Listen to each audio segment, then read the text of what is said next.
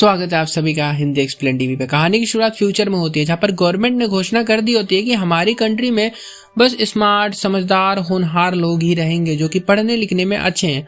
और फीमेल में एक तरह का मतलब बेबी डाला जा रहा होता है, मतलब जो एम्ब्रियो होता है, और मदर को ऐसा बनाया जा रहा है ना कि वो अपने बच्चे को सिखा सके, पढ़ा सके, और हमेशा ना वो बच्चे ए ग्रेड कैसे करें वो बता सके, मतलब बच्चे एकदम पढ़ने लिखने में टॉप करें।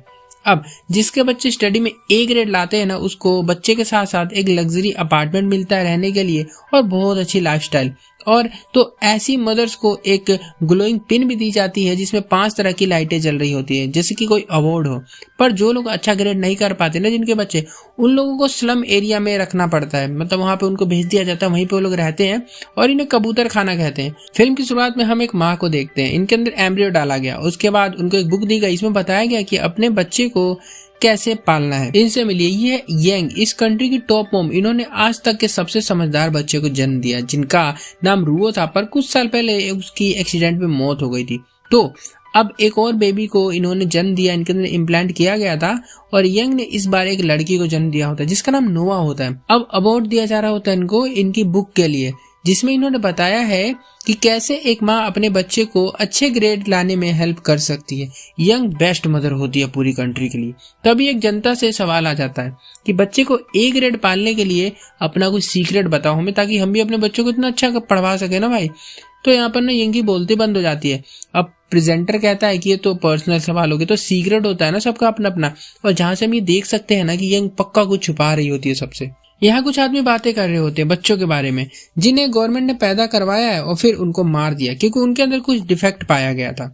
अब रीजन ये सब बताई जाती है कि लोग फॉल्टी थे तो उनको मारना पड़ा। यहीं पर एक रिसर्चर को देखते हैं जिसका नाम सियांग होता है, और ये जो होता है ना, इसने बच्चों पर कुछ टेस्ट वेस्ट किए होते हैं और इसको पता चल जाता है कि बच्चों को किस रीजन से मारा जा रहा है।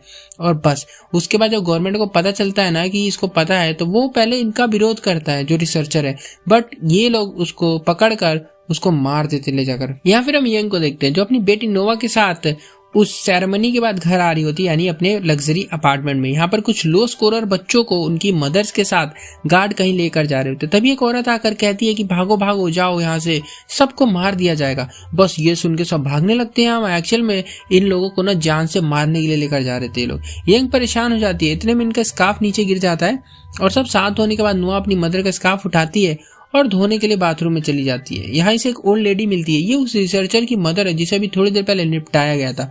ये नोआ को पहचानती है और कुछ यंग के बारे में भी जानती है ये, पर इससे कुछ कहती नहीं है और इसे एक की देती है और कहती है कि तुम्हारे मरे हुए भाई का गिफ्ट है ये।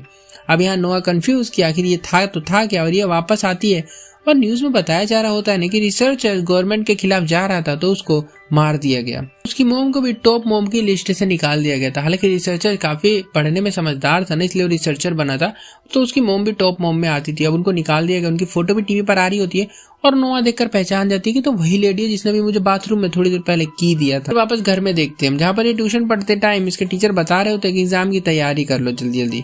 नोआ अपने भाई जितनी पढ़ने में तेज तो नहीं होती है और इसी वजह से इसकी मदर हमेशा टेंशन में रहती है कि अगर किसी भी कीमत पर ये A+ नहीं ला पाई तो मेरी सिटी में क्या इज्जत रहेगी, क्या मैं टॉप मॉम बन पाऊंगी या मेरी बहुत ज्यादा बेइज्जती हो जाएगी। क्लास के बाद टीचर कहते हैं कि आपकी बेटी के ग्रेड कुछ सालों में नीचे गिर रहे होते हैं, मतलब बहुत गंदी तरह से, तो शायद ही अगला टेस्ट अपना पास कर पाए। इतने में यांग के पिन में जो 5 लाइटें जल रही होती है उनमें से एक लाइट बंद हो जाती है। यांग कहती है हो सकता है कुछ खराबी आ गई हो।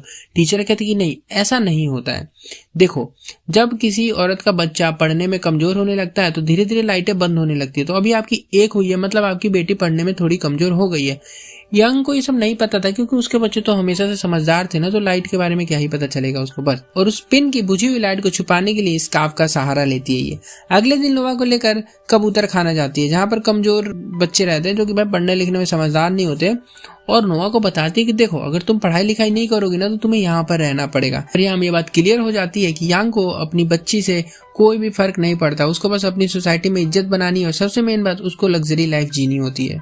अब इसको अपार्टमेंट छोड़ना पड़ेगा और ये देख नहीं सकती है ऐसा, और ये किसी भी कीमत पर इस लग्जरी लाइफ अपार्टमेंट को छोड़ना नहीं चाहती है। और अगले दिन ये अपनी पिन को रख के घर पे बाहर जा रही होती है ताकि पिन की बुझी लाइट देखे बाहर लोग तो इसकी बेइज्जती ना कर सके। अब यहाँ पर क्या होता है ना कि उसमें अलार्म बजने लग जाता है, तो इसको लेकर जाना पड़ेगा। ये पहनती है और उसको स्कार्फ से अपना छुपा लेती है, फिर स्टोर में जाती है। एक औरत मिलती है इसको, ये कहती है कि मेरी बेटी अच्छा पढ़ने लग गई अब। यांग कहती है तो क्या हो, मेरी बेटी तो पढ़ने में हमेशा से अच्छी है, तुम्हारी बेटी से भी अच्छी है। घर आती है तो देखती है अपार्टमेंट में से एक औरत को बाहर फेंका जा रहा होता है उसके बच्चे के साथ, क्योंकि इसके बेटे ने पढ़ने में मतलब कमजोरी दिखाई और उसके ग्रेड जो है ना धीरे धीरे लो हो गए थे। और ये औरत 15 साल से ऐसी लग्जरी लाइफ जी रही थी और अब इसको कबूतर खाने में रहना पड़ेगा, तो सोचो उसकी लाइफ किस तरह से बदल जाएगी। ये नजारा देखकर यांग कांप जाती है, मेरा फ्यूचर भी यही होने वाला है शायद, इसको ऐसा लगता है। ये नोआ स्कूल में टेस्ट दे रही होती है पर ये अच्छा नहीं कर पा रही ना उसके अंदर, तो यांग के ना पिन की ना दूसरी लाइट भी ऑफ हो जाती है और बस 3 लाइटें बची हुई है और फिर यांग कबूतर खाने में कूड़ा बीनती हुई नजर आएगी हमें। अगले दिन नोआ को क्लास में बहुत गर्मी लग रही होती है, अजीब जो हरकतें कर रही होती है। टीचर कहते हैं कि हिलो मत, अच्छे से बैठो, क्या कर रही हो, तुम्हें बैठने की तमीज नहीं है। तो ये उठती है और उल्टा सीधा जवाब देने लग जाती है और कहती है कि तुम्हारी क्लास बहुत बोरिंग है, चिल्लाती है सब पर, टीचर से बदतमीजी करती है। सब चौंक गए होते हैं कि नोआ जैसी समझदार और जेंटल लड़की ये कैसे कर सकती है, क्योंकि इससे पहले तो आज तक उसी ने किसी से एक्स्ट्रा कुछ बोला भी नहीं है। अगले दिन यांग इसे हॉस्पिटल लेकर जाती है जहां पर डॉक्टर बताते हैं कि नोआ को ADHD हो गई है। डॉक्टर कहते हैं कि एग्जाम के प्रेशर से ये बीमारी हो जाती है बच्चों को, आपको अपनी बेटी का ख्याल रखना होगा वरना ये डिप्रेशन से अपनी जान दे देगी। अगले दिन क्लास में टीचर को नोआ मार देती है और उल्टा जबान लड़ाती है उनसे। टीचर इसका हाथ पकड़ के कहते हैं कि माफी मांगो, पर नोआ जान देने के लिए चली जाती है, धमकी देती है कूद के मर जाऊंगी। इसका क्लासमेट होता है जिसका नाम क्यू होता है, तो वो आकर इसको बचाता है और नोआ जब घर आती है तो हम जान पाते हैं कि सब एक ड्रामा चल रहा है। यांग ने इसे कहा है कि तुम बीमारी का नाटक करो ताकि अपकमिंग एग्जाम को स्किप कर सको। मतलब उनको लगेगा ना कि बीमार है, मेंटली स्टेबल नहीं है, तो इसको थोड़ा टाइम दे देंगे एग्जाम के लिए। यांग को काफी प्राउड हो रहा था अपनी बेटी पर कि वाह क्या एक्टिंग करती है, एक्टिंग के बादशाह हो आप तो, इस तरह का कुछ। अब अगले दिन नोआ का बर्थडे होता है तो यांग कहती है कि देखो तुम्हारे बर्थडे पर तुम्हारे दोस्त तुमको गिफ्ट देंगे तो तुम उन सबको डिस्ट्रॉय कर देना, पागल बन जाना, फाड़ फूड़ देना सब। नोआ कहती है नहीं, इससे मेरे फ्रेंड्स की तो बेइज्जती होगी, तो हर्ट हो जाएंगे ना, और इसे स्कूल में रेजर देकर भेज देती कि अटैक वटैक भी कर ही देना एक हाथ पे। और अगले दिन क्लास में बर्थडे सेलिब्रेशन होता है। नोआ भाई हिम्मत चुना और रेजर निकालती है पर इसकी हिम्मत नहीं हो पाती ना कि मारे, तो रेजर को रख के आराम से गिफ्ट्स को खोलने लग जाती है और बिल्कुल अच्छे से रहती है।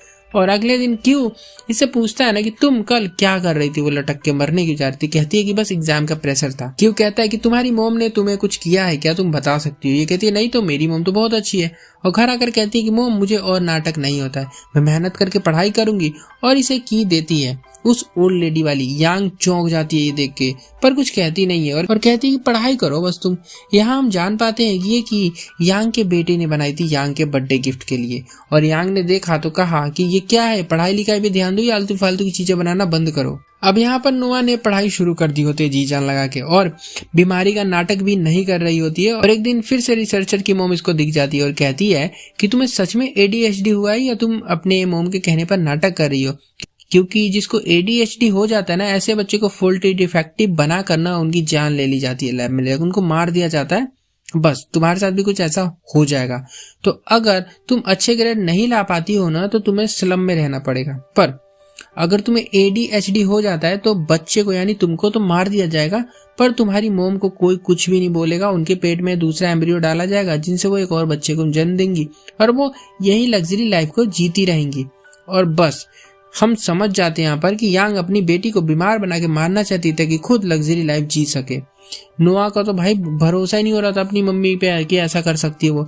औरत कहती कि तुम्हारा भाई एक्सीडेंट से नहीं मरा था। अगले दिन नोआ पढ़ती है कि मेरा भाई तो ट्रक से मरा था ना, तो ये जाती है ड्राइवर से मिलने के लिए। ड्राइवर बताता है कि तुम्हारी मोम ने कहा था मुझे उसको मारने के लिए। बस अब नोआ सारी बातें समझ गई होती है कि मेरी माँ नहीं बल्कि एक डायन है। और अगले दिन क्यू से पूछती है कि तुम्हें पता है क्या कि डिफेक्टिव बच्चों को मार दिया जाता है। क्यू कहता है कि चुप, ऐसी बातें बाहर नहीं करती, ये इलीगल है करना। अब यहाँ पर हम जान पाते हैं कि जो क्यू है ये स्लम एरिया में रहता है यानी कबूतर खाने में, तो इसको सब कुछ पता है गवर्नमेंट के काले कारनामे करतूतों के बारे में, वो लोग आखिरकार करते तो करते गए। और ये सारी चीजें यांग घर पे बैठकर देख रही होती कि मेरी बेटी किससे बात कर रही है। और अगले दिन क्यू से मिलने उसके स्लम एरिया पहुंच जाती है। कहती है मेरी बेटी से दूर रहना, बात मत करना।